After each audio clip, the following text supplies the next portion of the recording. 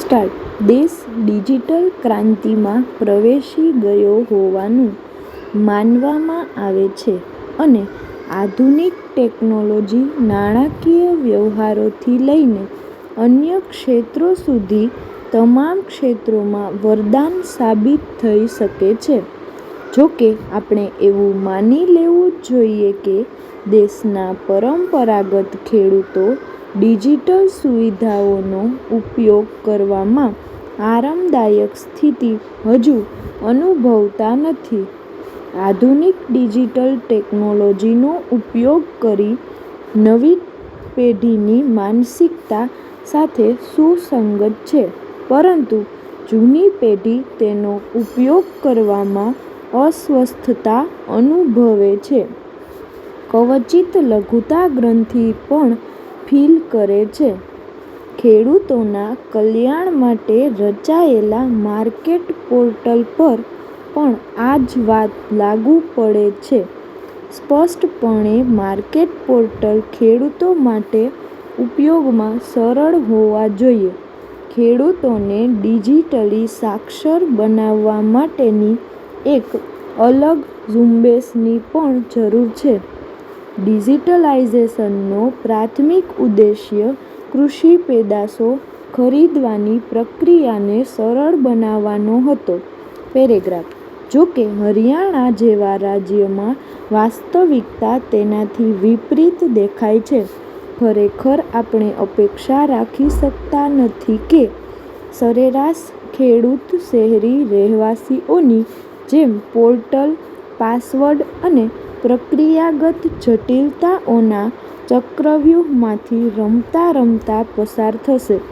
આ જ કારણ છે કે તેમને લઘુત્તમ ટેકાના ભાવ (MSP) નો લાભ મેળવવા માટે એક જટિલ પ્રક્રિયાનો સામનો કરવો પડે છે.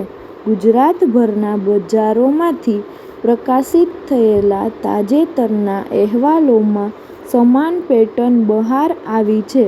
હરિયાણા રાજ્યના ફરજિયાત પાક વેચાણ પોર્ટલ ઈ-ખારીદ અને મેરી ફસલ મેરા બ્યોરા (MFMB) હવે સાઇટ ક્રેશ, ડેટા વિસંગતતાઓ અને ચકાસણી નિષ્ફળતાઓથી પીડાય છે, જેના કારણે ખેડૂતો માટે વિવિધ સમસ્યાઓ ઊભી થાય છે. ઘણા જિલ્લાઓમાં ખેડૂતોના રેકોર્ડ મેળ ખાતા ન હોવાનો ઉલ્લેખ કરીને ખેડૂતોને ગેટ પાસ પર પણ નકારવામાં આવ્યા છે. છેલ્લી નિર્ણાયક ક્ષણે સર્વર ઘણીવાર ખરાબ થઈ જતું હતું, જેના પરિણામે તેમના પાક વેચવા અને ખેડૂતોને મુશ્કેલીઓનો સામનો કરવો પડતો હતો.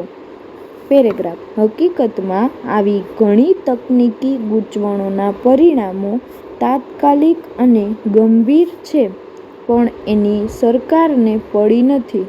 ખુદ ખેડૂત ઉત્પન્ન બજાર સમિતિનો સ્ટાફ અને કમિશન એજન્ટ તથા તોલાટ પણ ડિજિટલ વિદ્યામાં હજુ ઢગલાના ઢ જ રહ્યા છે. માર્કેટયાર્ડનું મેનેજમેન્ટ અર્ધ-સરકારી ગણાય છે.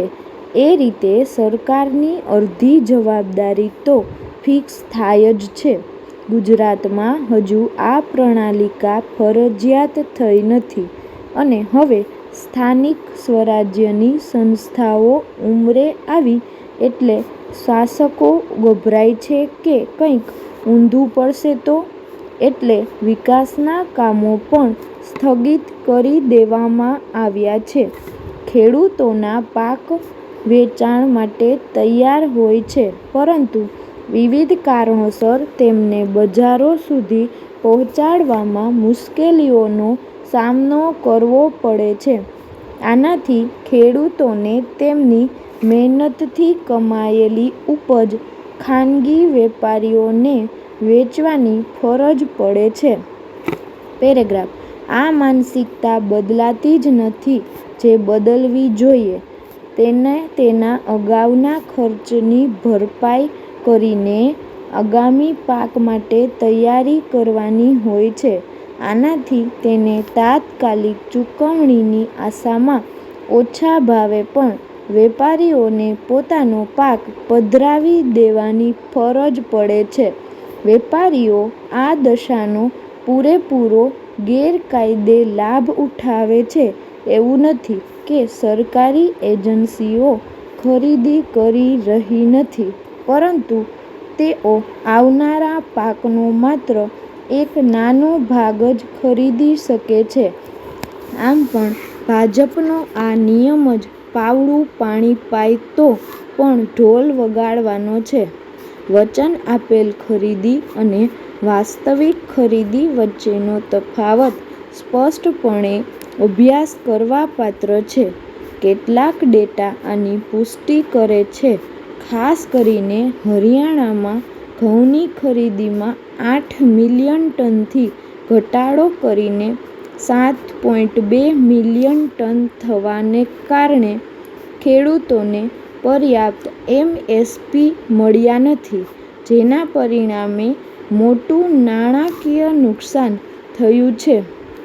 જો કે ગુજરાતમાં તો આવું અનેકવાર થયું છે.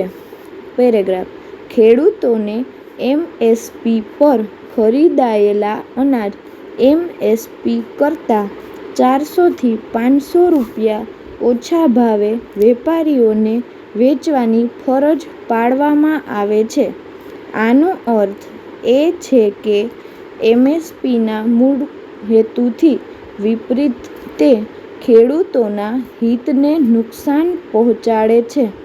તેમાં કોઈ શંકા નથી કે ડિજિટલાઇઝેશનનો હેતુ સિસ્ટમમાં પારદર્શિતા અને કાર્યક્ષમતા લાવવાનો છે. જો કે આ સિસ્ટમ ફક્ત ત્યારે જ ઉપયોગી છે જો સર્વર યોગ્ય રીતે કાર્ય કરી રહ્યું હોય અને લોકો તેનો અસરકારક રીતે ઉપયોગ કેવી રીતે કરવો તે જાણે. આ પ્રક્રિયા નાના, ગરીબ અને અભણ ખેડૂતોને બાકાત રાખે છે, જેની સેવા કરવાનો સિસ્ટમ ઘણીવાર દાવો કરે છે. બીજી એક વિસંગતતા એ છે કે તેમાં બેકઅપ સિસ્ટમનો અભાવ છે. જો પોર્ટલ નિષ્ફળ જાય તો ખરીદી બંધ થઈ જાય છે. જો નબળી ડિજિટલ સિસ્ટમને કારણે ખેડૂતોને એમએસપીનો લાભ મળતો નથી, તો તે હવે ખેડૂતો માટે સુરક્ષા તરીકે કામ કરતું નથી.